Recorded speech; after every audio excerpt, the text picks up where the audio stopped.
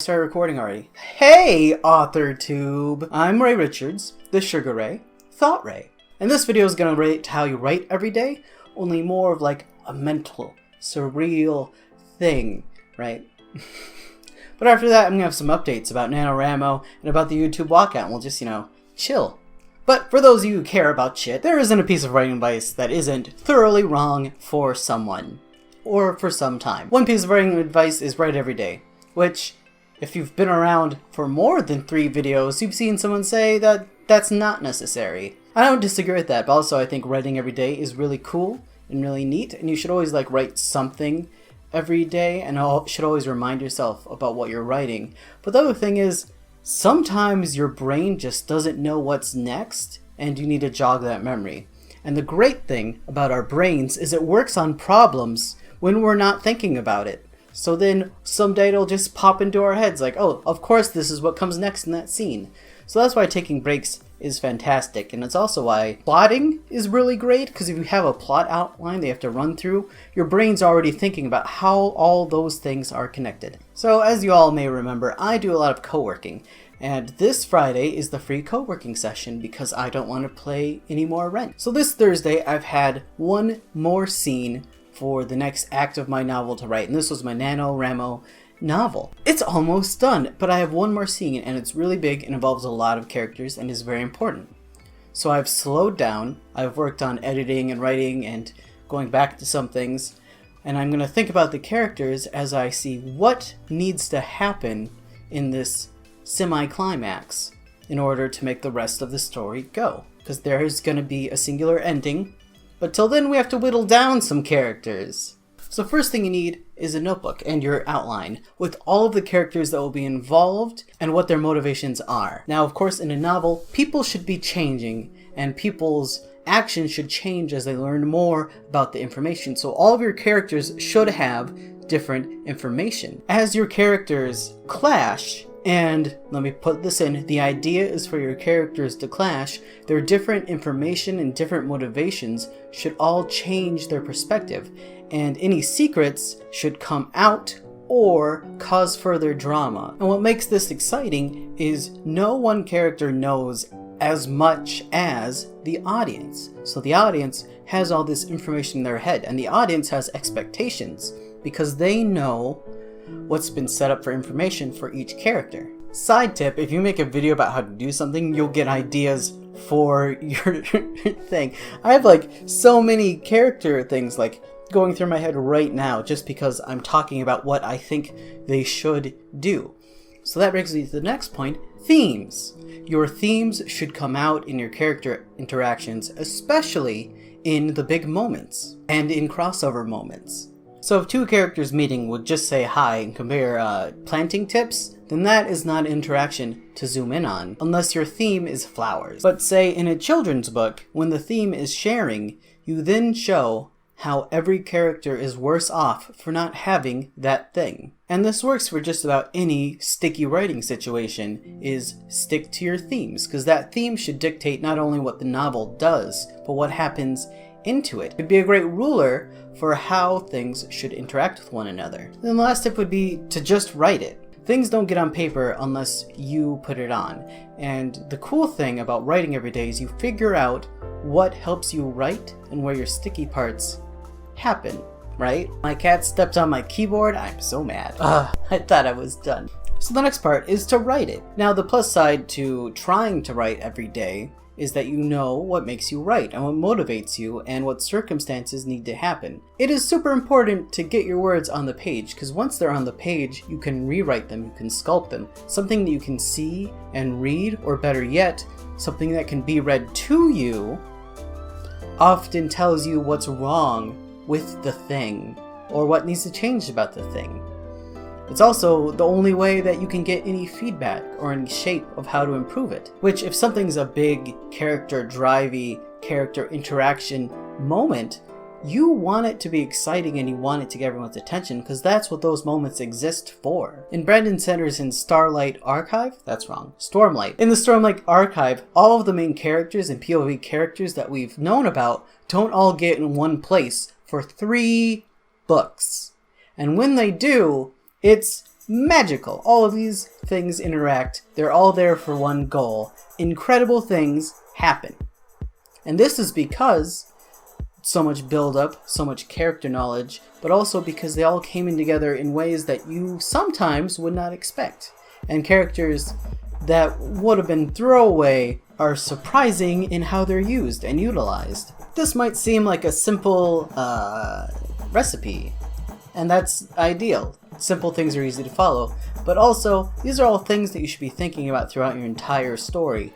And sometimes we just need to remind ourselves of that in order to keep writing. So let's get to the messy real-life stuff. NanoRANTO! I had a great NanoRANTO. Like, I'm so happy with all the things I wrote. I wrote 40,000 words. And all I was missing is one big scene that I'm about to write this Thursday. Because I told myself I was going to write it, so it's going to happen. That's how things work. Unfortunately, on the non-writing side of it, there's a lot of things that went wrong, which I guess is alright. That's what you want out of a writing challenge, at least some writing. On the negative sides of it, I didn't get a lot of community interaction. There wasn't as many live action write-ins and places I could go to write with people. And that's disappointing. It kind of feels like the NanoRANTO organization fell apart this year. We didn't have a liaison in our area, and we are the second biggest city in Iowa. There were liaisons for the third and fourth biggest cities in Iowa, and even like region liaisons, but we didn't have any in Cedar Rapids for some reason. And because of that, for some reason the site didn't think we existed, and like we couldn't easily talk to one another. For some reason, in like our regional chat, my icons didn't appear. And I think it's because they made me the admin for some reason of just that one chat box, so no one knew who I was when we were announcing each other. It was very weird. Also, the site was awful. Last year there were some problems with it, but this year it didn't function. So first, the social aspect, my entire friends list was gone, and everyone's friends list was gone. So I had to find everyone again and re-add them. And it was really hard, because you had to go through a bunch of little screens and a bunch of drop menus in order to get to the buddy finder. And once you had a buddies list, you couldn't look at it. It didn't show any information. Like, I love the buddies list because you can kind of see how many words everyone has, and you can encourage one another, and you can like talk to your people that want to be like, oh, have you been writing? Can I help you write? You can buddy up and you can send encouraging messages. But that was gone this year. You had to go to people's individual pages in order to see how far they were. But then they didn't work. So there's some kind of weird memory issue, at least for me. When I went to someone else's profile page, it loaded my information there. And I'd be like, oh, I wanted to go to their page. Why is this all my information? I would have to refresh the page to load their information in order to see what they're doing, their information on the book, any messages they have. And then when I went back to my profile, it would show their information and I would have to refresh it again. So if I wanted to see how everyone in my area was doing, how all of my buddies were doing, I'd have to open them all up on a page, but then they'd all have the same information, my information, or the last person's information who I loaded. I would have to reload it every time for every one of them. And it was a big pain in the butt. And a noticeable difference between the past years, anything. The site also messed up my word count a lot, and sometimes when I refreshed the page to see things or to see my new map, it would re-add words that I added, or it would switch between total count and daily count several times without me wanting to. So several points I finished my novel because it took my total count and added it to my daily count, and then all of a sudden I'd have 60,000 words, and I'd be like, what is wrong with this?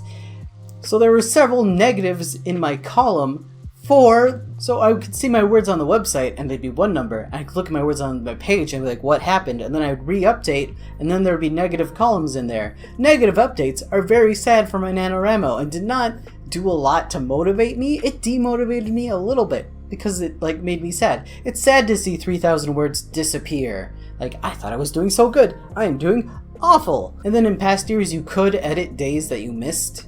Like, if you wrote 4,000 words but haven't been on the internet because, like, I don't know, maybe you're avoiding the internet so you can do more writing.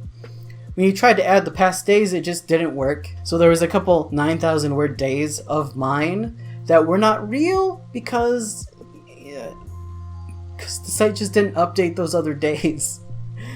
And everything came up on one. It was a real mess. Apparently the site also ate invites and events, but I didn't notice that. NanoRANTO, good. Socializing and site design, bad. So next year, I'm definitely going to check on liaisons coming up, because, you know, I'll be a liaison. So at least it's good to have, like, a weekly write-in or several writing events at libraries and at towns, like as many as possible, in order to get people to come in and write, because people love to do that. Like, we're social creatures. Even if we are internal creatures, even if we don't get charged up by groups, we can get charged up by people who have the same interest as us.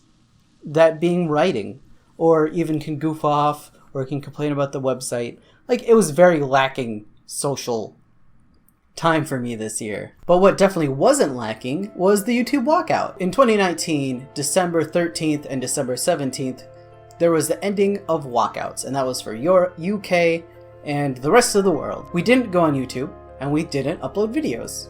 And I didn't. And I made 2 videos right before it, one on this channel, one on my main channel. This one explaining why it benefits you to socialize with other people, and me asking you to join, which some of you could have, but everybody really likes my main channel one, and it's been getting lots of compliments for messages that I didn't put in there exactly. Because the message was, don't let small businesses protect corporations, because we are all small businesses self-publishing here on YouTube. So apparently that one's pretty good, so I'll put a link to that in. I socialized with people a lot. I was very busy on Twitter and on Twitch talking to people. I even was on a wrap-up live stream on Friday night from my time, 11:30 a.m. to 4 or 5 in the morning. And it was just to show solidarity with other content creators, and we all got to know each other, and we all learned a lot about the internet and other sites, and how there's no place quite like YouTube to upload your videos. Like, there's none. Like, it's so hard. Like, every other place is confusing and weird and bad. Or Pornhub. But socially, that one was a big success, especially, like, for me. I don't know how much it hurt either of my channels. I guess I'll figure out next video I upload on each of them. I'm really excited and really hopeful for further collective action on the front of YouTube. And I like to say to all you, like, location permitting and your schedule permitting, go to as many social events you can about your interests, about YouTube, about writing, about YouTube writing. Like, they're fantastic and fun. You get to meet a lot of cool people, and eventually I might even learn to ask for people's names and Twitter accounts so that I can talk to them later, because I'm bad at that. I'm sorry.